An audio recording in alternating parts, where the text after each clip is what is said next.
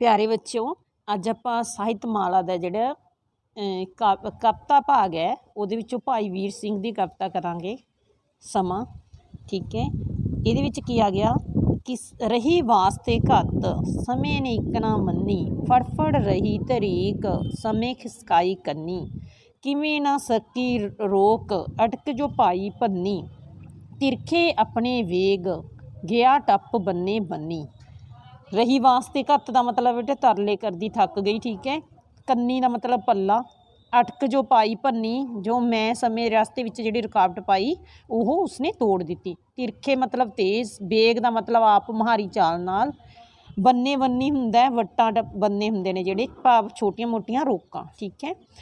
ये की है यह काव टोटा जिहड़ा ਸਾਹਿਤਮਾਲਾ पुस्तक विच दर्ज भाई वीर सिंह की कविता समा विचों लिया गया है। इस कविता विच भाई वीर सिंह ने समय दे सदा चलन वाले सुभाਅ ਨੂੰ ਬਿਆਨ ਕੀਤਾ ਹੈ। इन्हां सत्ਰਾਂ ਵਿੱਚ भाई वीर सिंह स्पष्ट करते हैं कि समय ਨੂੰ ਕਿਸੇ ਹੀਲੇ ਤੁਰਨ ਤੋਂ ਰੋਕਿਆ नहीं जा सकता, ठीक है। भाई साहब इस्त्री रूप ਵਿੱਚ फरमाਉਂਦੇ ਹਨ कि ਉਹ समय ਦੇ ਅੱਗੇ ਤਰਲੇ कर करके थक गई कि ਉਹ ना जावे, पर उसने उसकी एक ना मन्नी तो उसने उसनू फड़ फड़ के अपने वाल खिंचिया, पर वो जिहड़ा पल्ला अपना खिसका के चला गया। वो उसनू किसी भी हीले रोक ना सके। उसने उसके रस्ते विच जिहड़ी भी रुकावट पाई वो उसनू भन्न तोड़ तो अगे लंघ गया, भन्न तोड़ के अगे लंघ गया। इस प्रकार वो अपनी जिहड़ी तिखी चाल सीगी उस नाल ओहदियां जिहड़ियां छोटियां मोटियां रुकावटां सी उसनू चीरदा होया अगे तुर गया। अर्थात जिहड़े मनुख समय नूं किसी भी हीले फड़ के काबू पा के नहीं रख सकता, यह बड़ी तेज़ी नाल बीतदा जांदा है।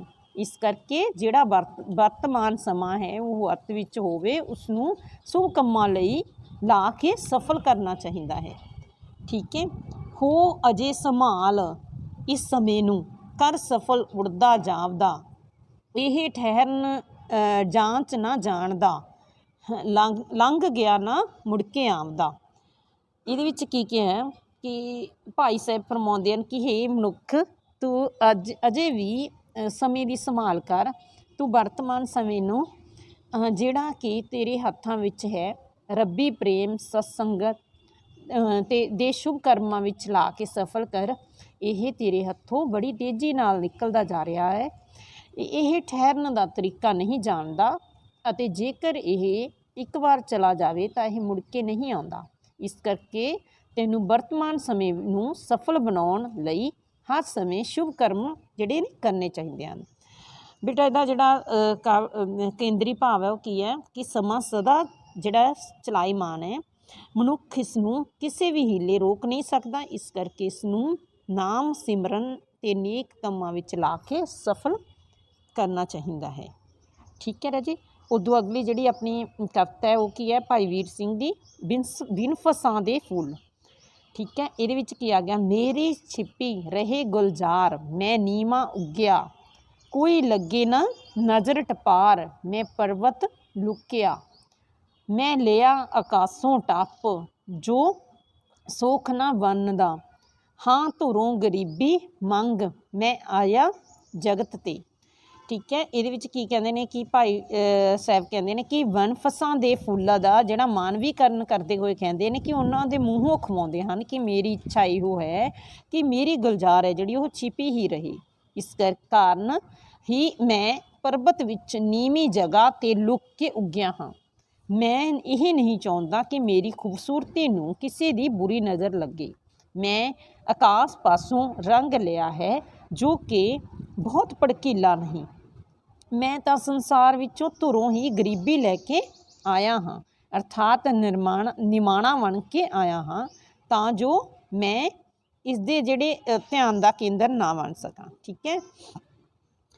ये की है बेटा मैं पिया अर्श दी त्रेल, भला मैं किरण खां मेरे नाल चांदनी खेल, रात रल खेलिए मैं मस्त अपने हाल, मगन मगन अपनी हाँ दिन नूं भौरे नाल भी मिलनों संगदा, हाँ सौखी करके पौण ਜਦੋਂ ਗਲ ਲੰਘਦੀ ਲੱਗਦੀ, ਮੈਂ ਨਾ ਹੀ ਹਿਲਾਵਾਂ ਧੌਣ, ਆਵਾਜ਼ ਨਾ ਕੱਢਦਾ। ਗੰਧ ਦਾ ਮਤਲਬ ਬੇਟਾ ਖੁਸ਼ਬੂ, ਠੀਕ ਹੈ। ਜਿਹੜੇ ਇਹਦੇ ਵਿੱਚ ਕੀ ਕਿਹਾ ਗਿਆ ਕਿ ਵਨਫਸਾਂ ਦੇ ਜਿਹੜੇ ਫੁੱਲ ਨੇ ਆਪਣੀ ਛੁਪੇ ਰਹਿਣ ਦੀ ਇੱਛਾ ਨੂੰ ਪ੍ਰਗਟ ਕਰਦਾ ਹੋਇਆ ਕਹਿੰਦਾ ਹੈ ਕਿ ਮੈਂ ਬੜਾ ਸਾਦਾ ਜੀਵਨ ਜਿਉਣਾ ਅਤੇ ਜਿਹੜਾ ਆਪਣਾ ਜਿਹੜਾ ਨਿਰਮਾਨਤਾ ਨਾਲ ਰਹਿੰਦਾ ਹਾਂ। ਅਤੇ ਉਹ ਕਹਿੰਦਾ ਹੈ ਕਿ ਮੈਂ ਅਰਸ਼ ਤੋਂ ਤਰੇਲ ਲੈ ਕੇ ਪੀਂਦਾ ਹਾਂ, ਕਿਰਨਾਂ ਖਾ ਕੇ ਪਲਦਾ ਹਾਂ, ਮੈਂ ਸਾਰੀ ਰਾਤ ਚੰਦ ਦੀ ਚਾਨਣੀ ਨਾਲ ਖੇਡਦਾ ਹਾਂ, ਮੈਂ ਆਪਣੇ ਆਪ ਵਿੱਚ ਮਸਤ ਰਹਿੰਦਾ ਹਾਂ ਅਤੇ ਖੁਸ਼ਬੂ ਵਿੱਚ ਮਗਨ ਰਹਿੰਦਾ ਹਾਂ, ਮੈਂ ਦਿਨ ਵੇਲੇ ਭੌਰੇ ਨਾਲ ਮਿਲਣੋਂ ਵੀ ਸੰਗਦਾ ਹਾਂ। ਜਿਸ ਸਮੇਂ ਹਵਾ ਸੌਖੀ ਨਾਲ ਮੇਰੇ ਗਲ ਨਾਲ ਲੱਗਦੀ ਹੈ, ਮੈਂ ਨਾ ਧੌਣ ਹਿਲਾਉਂਦਾ ਹਾਂ ਅਤੇ ਨਾ ਹੀ ਮੂੰਹ ਤੋਂ ਆਵਾਜ਼ ਕੱਢਦਾ ਹਾਂ, ਅਰਥਾਤ ਮੈਂ ਬੜਾ ਨਿਰਮਾਨਤਾ ਭਰਿਆ ਅਤੇ ਆਪਣੇ ਆਪ ਨੂੰ ਜ਼ਾਹਰ ਨਾ ਕਰਨ ਵਾਲਾ ਜੀਵਨ ਗੁਜ਼ਾਰਦਾ ਹਾਂ। ਅਗਲਾ ਆ ਗਿਆ, ਹੋ ਫਿਰ ਵੀ ਟੁੱਟਾਂ ਹਾਏ ਵਿਛੋੜਨ ਵਾਲਿਓ, ਮੇਰੀ ਭਿੰਨੀ ਇਹ ਖੁਸ਼ਬੂ ਕਿਵੇਂ ਨਾ ਛਿਪਦੀ, ਮੇਰੀ ਛਿਪੇ ਰਹਿਣ ਦੀ ਚਾਹ ਅਤੇ ਛਿਪੇ ਟੁਰ ਜਾਣ ਦੀ ਹਾਂ ਪੂਰੀ ਹੁੰਦੀ ਨਾ, ਮੈਂ ਤਰਲੇ ਲੈ ਰਿਹਾ। ਇਹਦੇ ਵਿੱਚ ਕੀ ਕਿਹਾ ਹੈ, ਇਹ ਜਿਹੜਾ ਕਾਵਿ ਟੁੱਟ ਹੈ ਸਾਹਿਤਮਾਲਾ ਪੁਸਤਕ ਵਿੱਚ ਦਰਜ ਭਾਈ ਵੀਰ ਸਿੰਘ ਦੀ ਲਿਖੀ ਹੋਈ ਕਵਿਤਾ ਵਨਫਸਾਂ ਦੇ ਫੁੱਲ ਵਿੱਚੋਂ ਲਿਆ ਗਿਆ ਹੈ। ਇਸ ਕਵਿਤਾ ਵਿੱਚ ਭਾਈ ਸਾਹਿਬ ਨੇ ਪ੍ਰਭੂ ਪ੍ਰੇਮ ਵਿੱਚ ਰੰਗੇ ਇੱਕ ਸਾਧਕ ਦੀ ਅਵਸਥਾ ਬਿਆਨ ਕਰਦੇ ਹੋਏ ਕਿਹਾ ਹੈ ਕਿ ਭਾਈ ਸਾਹਿਬ ਕਹਿੰਦੇ ਨੇ ਕਿ ਜਿਹੜੇ ਵਨਫਸਾਂ ਦੇ ਫੁੱਲ ਦਾ ਮਾਨਵੀਕਰਨ ਕਰਦੇ ਹੋਏ ਉਹਨਾਂ ਦੇ ਮੂੰਹੋਂ ਖਵਾਉਂਦੇ ਹਨ ਕਿ ਮੇਰੀ ਇੱਛਾ ਹੈ ਕਿ ਮੇਰੀ ਹੋਂਦ ਦਾ ਕਿਸੇ ਨੂੰ ਕੁਝ ਪਤਾ ਨਾ ਲੱਗੇ, ਮੈਂ ਲੁਕ ਛੁਪ ਕੇ ਆਪਣੇ ਪ੍ਰੀਤਮ ਦੇ ਪਿਆਰ ਵਿੱਚ ਮਸਤ ਰਹਿਣਾ ਚਾਹੁੰਦਾ ਹਾਂ, ਠੀਕ ਹੈ, ਅਤੇ ਜੀਵਨ ਗੁਜ਼ਾਰਨਾ ਚਾਹੁੰਦਾ ਹਾਂ। ਪਰ ਹਾਏ ਵਿਛੋੜਨ ਵਾਲਿਓ, ਮੈਨੂੰ ਫਿਰ ਵੀ ਤੋੜ ਦਿੱਤਾ ਜਾਂਦਾ ਹੈ, ਕਿਉਂਕਿ ਮੇਰੀ ਜਿਹੜੀ ਭਿੰਨੀ ਖੁਸ਼ਬੂ ਕਿਸੇ ਤਰ੍ਹਾਂ ਵੀ ਛਿਪ ਨਹੀਂ ਸਕਦੀ ਅਤੇ ਮੇਰੀ ਚਾਹ ਇਹੋ ਹੀ ਹੈ ਕਿ ਮੈਂ ਛਿਪਿਆ ਹੀ ਰਹਾਂ ਅਤੇ ਛਿਪਿਆ ਹੀ ਇਸ ਦੁਨੀਆ ਤੋਂ ਚਲਾ ਜਾਵਾਂ। ਇਸ ਲਈ ਮੈਂ ਤਰਲੇ ਕਰ ਰਿਹਾ ਹਾਂ, ਪਰ ਮੇਰੀ ਇਹ ਚਾਹ ਪੂਰੀ ਨਹੀਂ ਹੁੰਦੀ।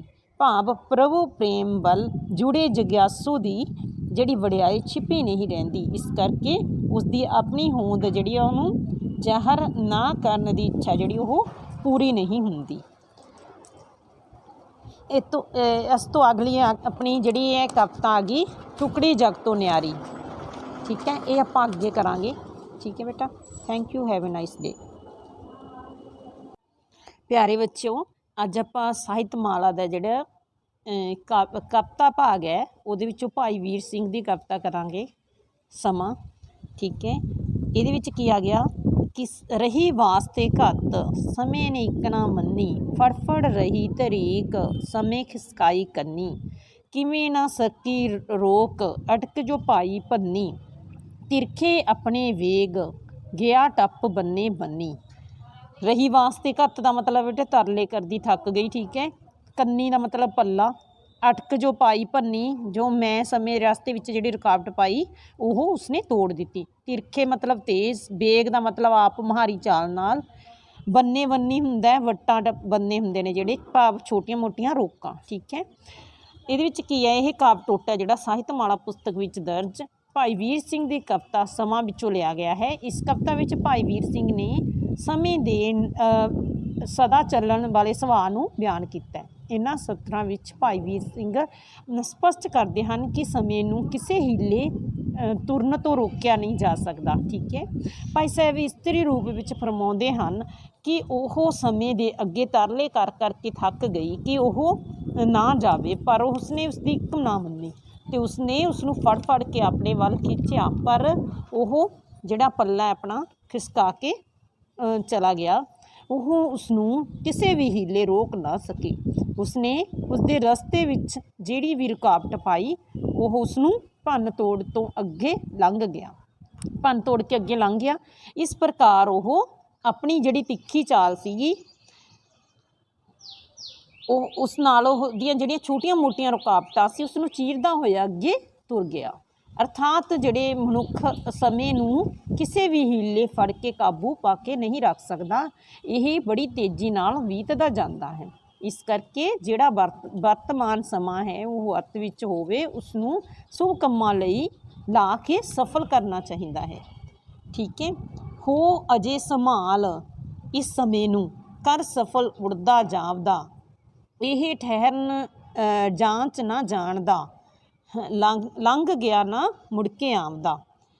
ਇਹਦੇ ਵਿੱਚ ਕੀ ਕਿਹਾ ਕਿ ਭਾਈ ਸਾਹਿਬ ਫਰਮਾਉਂਦੇ ਹਨ ਕਿ ਹੇ ਮਨੁੱਖ, ਤੂੰ ਅਜੇ ਵੀ ਸਮੇਂ ਦੀ ਸੰਭਾਲ ਕਰ। ਤੂੰ ਵਰਤਮਾਨ ਸਮੇਂ ਨੂੰ ਜਿਹੜਾ ਕਿ ਤੇਰੇ ਹੱਥਾਂ ਵਿੱਚ ਹੈ, ਰੱਬੀ ਪ੍ਰੇਮ, ਸਤਸੰਗਤ ਅਤੇ ਦੇ ਸ਼ੁਭ ਕਰਮਾਂ ਵਿੱਚ ਲਾ ਕੇ ਸਫਲ ਕਰ। ਇਹ ਤੇਰੇ ਹੱਥੋਂ ਬੜੀ ਤੇਜ਼ੀ ਨਾਲ ਨਿਕਲਦਾ ਜਾ ਰਿਹਾ ਹੈ। ਇਹ ਠਹਿਰਨ ਦਾ ਤਰੀਕਾ ਨਹੀਂ ਜਾਣਦਾ ਅਤੇ ਜੇਕਰ ਇਹ ਇੱਕ ਵਾਰ ਚਲਾ ਜਾਵੇ ਤਾਂ ਇਹ ਮੁੜ ਕੇ ਨਹੀਂ ਆਉਂਦਾ। ਇਸ ਕਰਕੇ ਤੈਨੂੰ ਵਰਤਮਾਨ ਸਮੇਂ ਨੂੰ ਸਫਲ ਬਣਾਉਣ ਲਈ ਹਰ ਸਮੇਂ ਸ਼ੁਭ ਕਰਮ ਜਿਹੜੇ ਨੇ ਕਰਨੇ ਚਾਹੀਦੇ ਹਨ। ਬੇਟਾ ਇਹਦਾ ਜਿਹੜਾ ਕੇਂਦਰੀ ਭਾਵ ਹੈ ਉਹ ਕੀ ਹੈ ਕਿ ਸਮਾਂ ਸਦਾ ਜਿਹੜਾ ਚਲਾਈਮਾਨ ਹੈ, ਮਨੁੱਖ ਇਸ ਨੂੰ ਕਿਸੇ ਵੀ ਹੀਲੇ ਰੋਕ ਨਹੀਂ ਸਕਦਾ। ਇਸ ਕਰਕੇ ਇਸ ਨੂੰ ਨਾਮ ਸਿਮਰਨ ਅਤੇ ਨੇਕ ਕੰਮਾਂ ਵਿੱਚ ਲਾ ਕੇ ਸਫਲ ਕਰਨਾ ਚਾਹੀਦਾ ਹੈ। ਠੀਕ ਹੈ ਰਾਜੇ।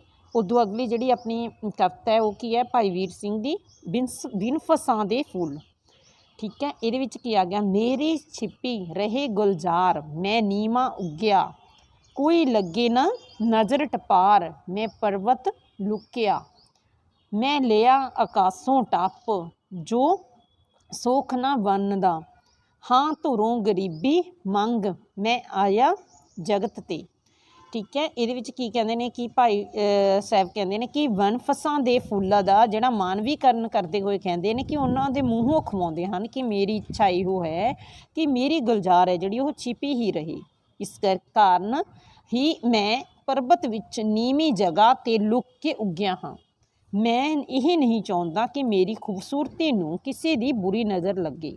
ਮੈਂ ਆਕਾਸ਼ ਪਾਸੋਂ ਰੰਗ ਲਿਆ ਹੈ ਜੋ ਕਿ ਬਹੁਤ ਭੜਕੀਲਾ ਨਹੀਂ। ਮੈਂ ਤਾਂ ਸੰਸਾਰ ਵਿੱਚੋਂ ਧੁਰੋਂ ਹੀ ਗਰੀਬੀ ਲੈ ਕੇ ਆਇਆ ਹਾਂ, ਅਰਥਾਤ ਨਿਮਾਣਾ ਬਣ ਕੇ ਆਇਆ ਹਾਂ, ਤਾਂ ਜੋ ਮੈਂ ਇਸ ਦੇ ਜਿਹੜੇ ਧਿਆਨ ਦਾ ਕੇਂਦਰ ਨਾ ਬਣ ਸਕਾਂ। ਠੀਕ ਹੈ। ਇਹਦੇ ਵਿੱਚ ਕੀ ਆ ਬੇਟਾ, ਮੈਂ ਪੀਆ ਅਰਸ਼ ਦੀ ਤਰੇਲ, ਭਲਾ ਮੈਂ ਕਿਰਨ ਖਾਂ, ਮੇਰੇ ਨਾਲ ਚਾਂਦਨੀ ਖੇਲ, ਰਾਤ ਰਲ ਖੇਲੀਏ, ਮੈਂ ਮਸਤ ਆਪਣੇ ਹਾਲ, ਮਗਨ ਆਪਣੀ, ਹਾਂ ਦਿਨ ਨੂੰ ਭੌਰੇ ਨਾਲ ਵੀ ਮਿਲਨੋਂ ਸੰਗਦਾ, ਹਾਂ ਸੌਖੀ ਕਰਕੇ ਪਾਉਣ ਜਦੋਂ ਗੱਲ ਲੱਗਦੀ, ਮੈਂ ਨਾ ਹੀ ਹਿਲਾਵਾਂ ਧੌਣ, ਵਾਜ ਨਾ ਕੱਢਦਾ। ਗੰਧ ਦਾ ਮਤਲਬ ਬੇਟਾ ਖੁਸ਼ਬੂ। ਠੀਕ ਹੈ।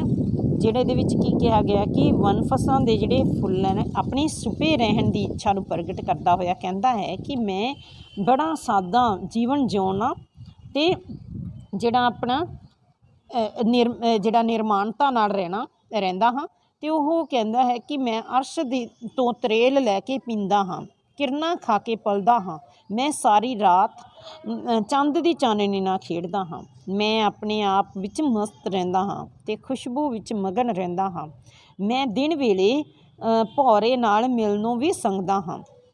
ਜਿਸ ਸਮੇਂ ਹਵਾ ਸੌਖੀ ਨਾਲ ਮੇਰੇ ਗਲ ਨਾਲ ਲੱਗਦੀ ਹੈ, ਮੈਂ ਨਾ ਧੌਣ ਹਿਲਾਉਂਦਾ ਹਾਂ ਅਤੇ ਨਾ ਹੀ ਮੂੰਹ ਤੋਂ ਆਵਾਜ਼ ਕੱਢਦਾ ਹਾਂ, ਅਰਥਾਤ ਮੈਂ ਬੜਾ ਨਿਰਮਾਣਤਾ ਭਰਿਆ ਅਤੇ ਆਪਣੇ ਆਪ ਨੂੰ ਜ਼ਾਹਰ ਨਾ ਕਰਨ ਵਾਲਾ ਜੀਵਨ ਗੁਜ਼ਾਰਦਾ ਹਾਂ।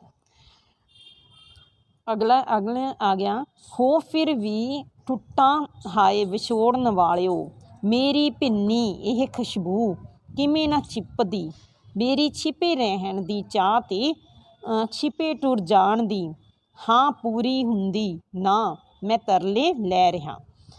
ਇਹਦੇ ਵਿੱਚ ਕੀ ਕਿਹਾ ਹੈ, ਇਹ ਜਿਹੜਾ ਕਾਵਿ ਟੁੱਟ ਹੈ ਸਾਹਿਤਮਾਲਾ ਪੁਸਤਕ ਵਿੱਚ ਦਰਜ ਭਾਈ ਵੀਰ ਸਿੰਘ ਦੀ ਲਿਖੀ ਹੋਈ ਕਵਿਤਾ ਵਨਫਸਾਂ ਦੇ ਫੁੱਲ ਵਿੱਚੋਂ ਲਿਆ ਗਿਆ ਹੈ। ਇਸ ਕਵਿਤਾ ਵਿੱਚ ਭਾਈ ਸਾਹਿਬ ਨੇ ਪ੍ਰਭੂ ਪ੍ਰੇਮ ਵਿੱਚ ਰੰਗੇ ਇੱਕ ਸਾਧਕ ਦੀ ਅਵਸਥਾ ਬਿਆਨ ਕਰਦੇ ਹੋਏ ਕਿਹਾ ਹੈ ਕਿ ਭਾਈ ਸਾਹਿਬ ਕਹਿੰਦੇ ਨੇ ਕਿ ਜਿਹੜੇ ਵਨਫਸਾਂ ਦੇ ਫੁੱਲ ਦਾ ਮਾਨਵੀਕਰਨ ਕਰਦੇ ਹੋਏ ਉਹਨਾਂ ਦੇ ਮੂੰਹੋਂ ਖਵਾਉਂਦੇ ਹਨ ਕਿ ਮੇਰੀ ਇੱਛਾ ਹੈ ਕਿ ਮੇਰੀ ਹੋਂਦ ਦਾ ਕਿਸੇ ਨੂੰ ਕੁਝ ਪਤਾ ਨਾ ਲੱਗੇ, ਮੈਂ ਲੁਕ ਛੁਪ ਕੇ ਆਪਣੇ ਪ੍ਰੀਤਮ ਦੇ ਪਿਆਰ ਵਿੱਚ ਮਸਤ ਰਹਿਣਾ ਚਾਹੁੰਦਾ ਹਾਂ। ਠੀਕ ਹੈ। ਤੇ ਜੀਵਨ ਗੁਜ਼ਾਰਨਾ ਚਾਹੁੰਦਾ ਹਾਂ, ਪਰ ਹਾਏ ਵਿਛੋੜਨ ਵਾਲਿਓ ਮੈਨੂੰ ਫਿਰ ਵੀ ਤੋੜ ਦਿੱਤਾ ਜਾਂਦਾ ਹੈ, ਕਿਉਂਕਿ ਮੇਰੀ ਜਿਹੜੀ ਭਿੰਨੀ ਖੁਸ਼ਬੂ ਕਿਸੇ ਤਰ੍ਹਾਂ ਵੀ ਛਿਪ ਨਹੀਂ ਸਕਦੀ, ਅਤੇ ਮੇਰੀ ਚਾਹ ਇਹੋ ਹੀ ਹੈ ਕਿ ਮੈਂ ਛਿਪਿਆ ਹੀ ਰਹਾਂ ਅਤੇ ਛਿਪਿਆ ਹੀ ਇਸ ਦੁਨੀਆ ਤੋਂ ਚਲਾ ਜਾਵਾਂ। ਇਸ ਲਈ ਮੈਂ ਤਰਲੇ ਕਰ ਰਿਹਾ ਹਾਂ, ਪਰ ਮੇਰੀ ਇਹ ਚਾਹ ਪੂਰੀ ਨਹੀਂ ਹੁੰਦੀ। ਭਾਵ ਪ੍ਰਭੂ ਪ੍ਰੇਮ ਵੱਲ ਜੁੜੇ ਜਗਿਆਸੂ ਦੀ ਜਿਹੜੀ ਵਡਿਆਈ ਛਿਪੀ ਨਹੀਂ ਰਹਿੰਦੀ, ਇਸ ਕਰਕੇ ਉਸਦੀ ਆਪਣੀ ਹੋਂਦ ਜਿਹੜੀ ਆ ਉਹਨੂੰ ਜ਼ਾਹਰ ਨਾ ਕਰਨ ਦੀ ਇੱਛਾ ਜਿਹੜੀ ਉਹ ਪੂਰੀ ਨਹੀਂ ਹੁੰਦੀ। ਇਸ ਤੋਂ ਅਗਲੀ ਆਪਣੀ ਜਿਹੜੀ ਇਹ ਕਵਿਤਾ ਆ ਗਈ ਟੁਕੜੀ ਜਗ ਤੋਂ ਨਿਆਰੀ। ਠੀਕ ਹੈ, ਇਹ ਆਪਾਂ ਅੱਗੇ ਕਰਾਂਗੇ। ਠੀਕ ਹੈ ਬੇਟਾ, thank you, have a nice day.